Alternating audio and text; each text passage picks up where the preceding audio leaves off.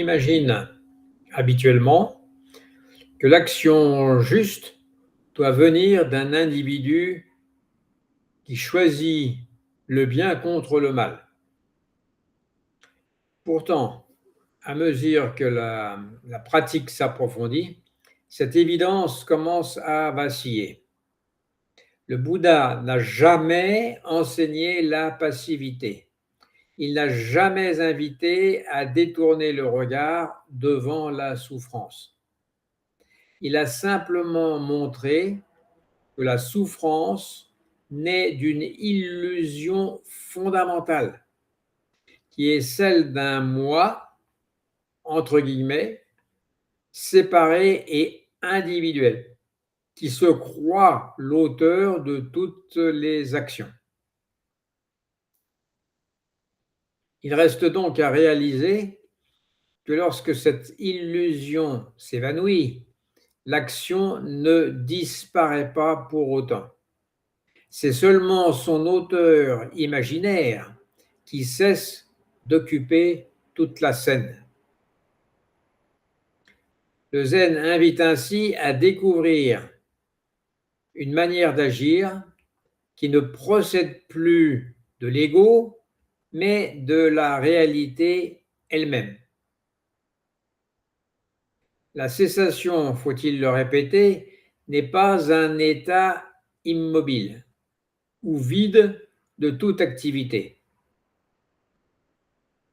On pense qu'un être libéré demeurerait assis dans un silence parfait, incapable d'intervenir dans le monde.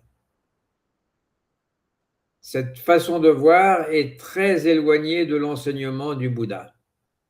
La cessation n'est pas la disparition de la vie, mais la disparition de l'appropriation. C'est très différent. Les phénomènes continuent d'apparaître, les situations continuent de se présenter, les êtres continuent de souffrir. Ce qui cesse, c'est l'idée qu'il existerait un propriétaire des pensées, des émotions ou des actions. La rivière continue de couler, mais elle n'a plus besoin de croire qu'elle décide de la direction de son courant. La question devient alors, qu'est-ce qui pousse à agir lorsqu'il n'y a plus de moi pour décider? Tant que l'on croit être un individu séparé, on imagine qu'il faut toujours un décideur. Pourtant, la vie tout entière démontre le contraire. Lorsque une main touche une plaque brûlante, par exemple, dans la cuisine, elle se retire immédiatement. Il n'y a pas d'assemblée générale intérieure pour voter la meilleure stratégie pour la main. Ou lorsque une poussière entre dans l'œil, la paupière se ferme spontanément.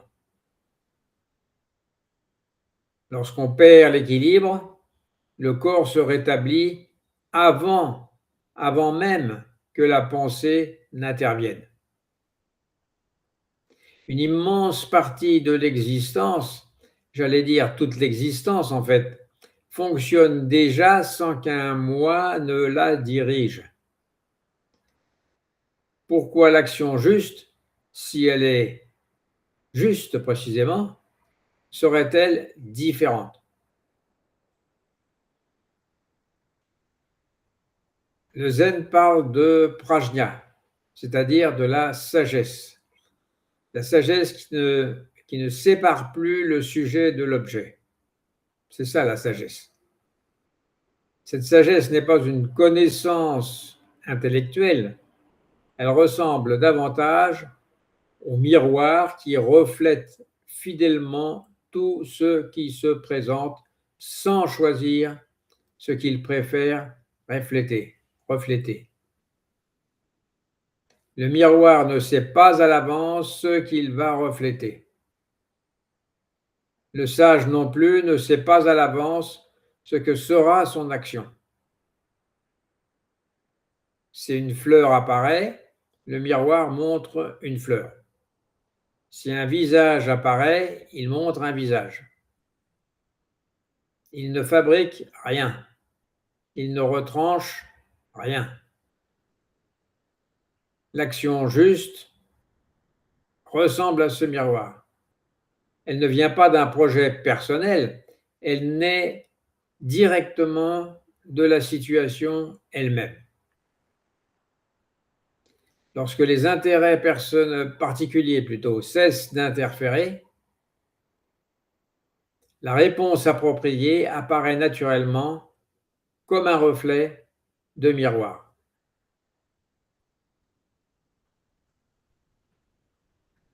Les anciens maîtres donnaient souvent cet exemple très concret.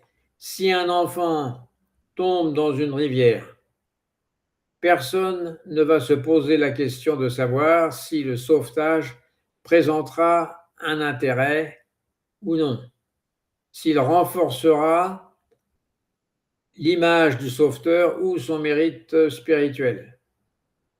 On plonge, point. L'action précède le commentaire. L'action précède le commentaire.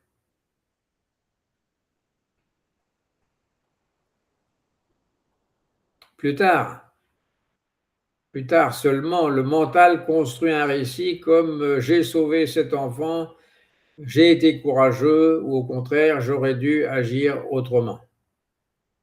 Et ça, c'est après coup. Mais au moment même de l'action, il n'y avait pas de calcul.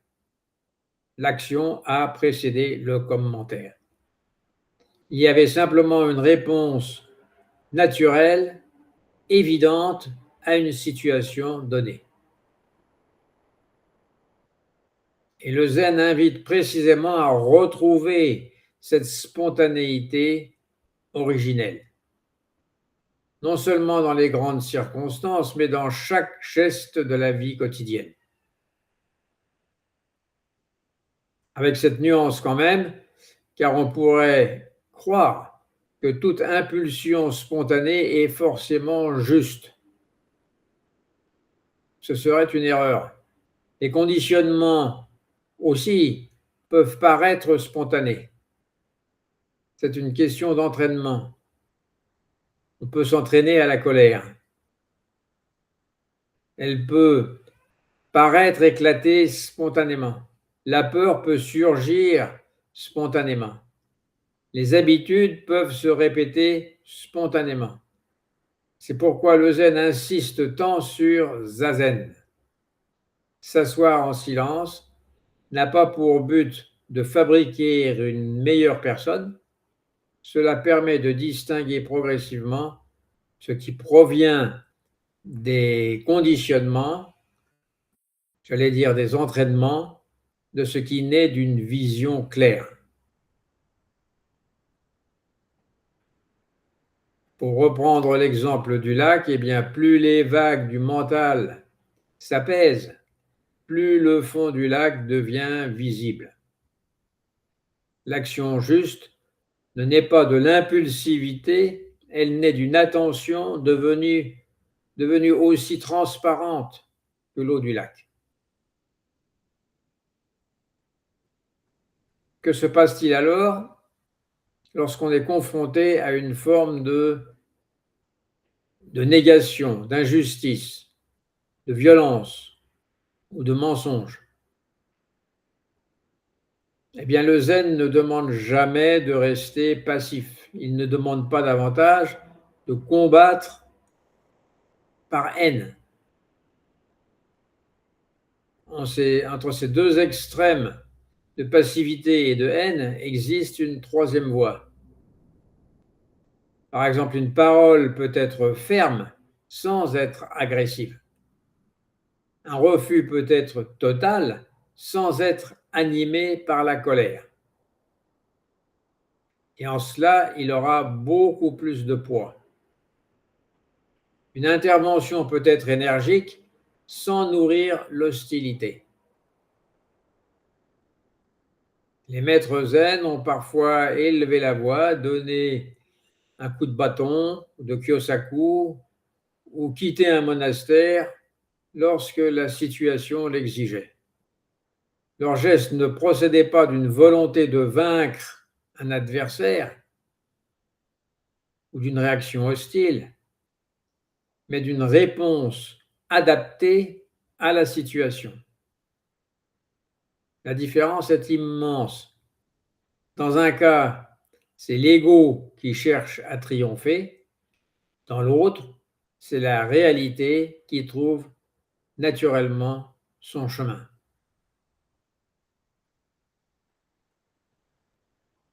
Et on retrouve ce principe partout dans la nature. C'est le principe même de la vie naturelle.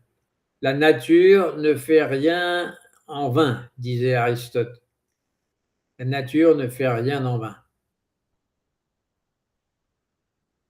L'arbre ne résiste pas au vent par orgueil. Il plie lorsque c'est nécessaire et retrouve sa verticalité lorsque la tempête cesse. La rivière contourne le rocher sans le considérer comme un ennemi. La nature ne connaît ni héros ni victime. Elle répond continuellement aux circonstances avec une intelligence que l'on pourrait appeler simple réactivité, mais avec une intelligence qui ne réfléchit pas à elle-même. Le zen invite l'être humain à retrouver cette simplicité oubliée, à cesser d'ajouter sans cesse des commentaires et des histoires à ce qui est déjà parfait en soi, parce que c'est tel que c'est. On peut avoir une action parfaitement ajustée sans qu'il y ait nécessairement quelqu'un qui l'ait conçue à l'avance.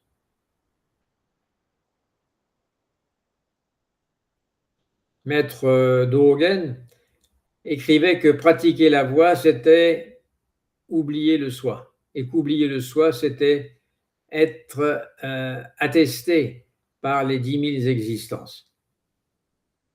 Et cette phrase prend ici tout son sens. Tant que l'on agit à partir d'un personnage qui veut défendre son identité, eh bien chaque action porte la marque de la séparation. Et dès que cette préoccupation s'efface, les 10 000 existences agissent ensemble. Plus d'individualité. C'est comme dans un orchestre. Quand les musiciens d'un orchestre symphonique jouent individuellement leur partition, c'est la cacophonie. Et quand le chef d'orchestre les accorde autour d'un même rythme, c'est une œuvre musicale. Ce n'est plus un ou des individus, mais un ensemble.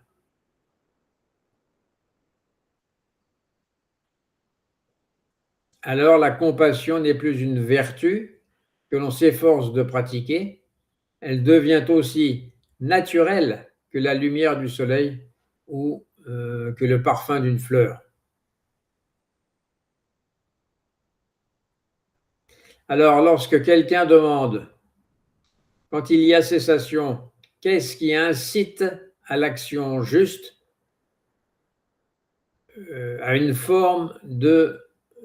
face à une forme de négation. Quand il y a cessation, qu'est-ce qui incite à l'action juste face à une forme de négation? Eh bien, la réponse est sans doute qu'il n'y a plus personne à inciter. L'action juste ne vient pas après une décision de l'ego, elle surgit d'elle-même lorsque l'ego cesse de faire obstacle. Comme le miroir reflète spontanément ce qui se présente, comme la main retire naturellement le doigt du feu, la réalité répond à la réalité. Rien ne manque, rien n'est ajouté. Et alors, compassion et sagesse ne sont plus deux qualités distinctes, elles deviennent l'expression même de cette vie indivisible qui n'a jamais appartenu à personne.